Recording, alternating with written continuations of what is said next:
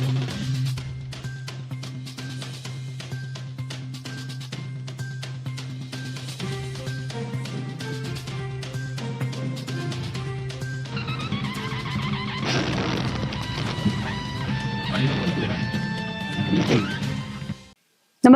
आपण पाहता हिरकणी न्यूज.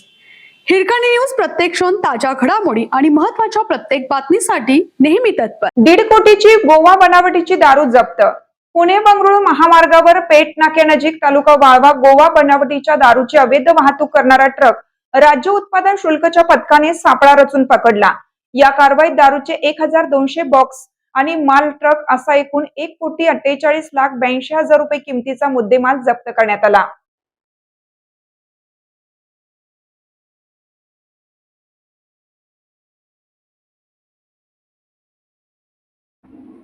या प्रकरणी ट्रक चालक सहीराम पोकरराम बिश्रोई वय 41 राहणार केरियानाडा फिंच जोधपूर राजस्थान याला पथकाने ताब्यात घेतलं. शनिवारी सायंकाळी ही कारवाई करण्यात आली. महामार्गावरून गोवा बनावटीच्या दारूची अवैध वाहतूक होणार असल्याची गुप्त माहिती उत्पादन शुल्क विभागाला मिळाली होती.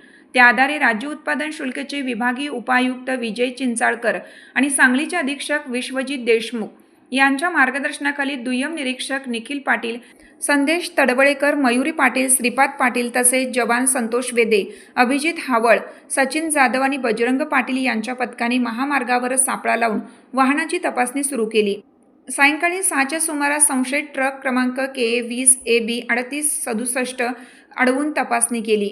त्यात गोवा बनावटीच्या दारूचे 1200 बॉक्स आढळून आले. पथकाने तात्काळ मुद्देमालासह चालकाला ताब्यात घेतलं.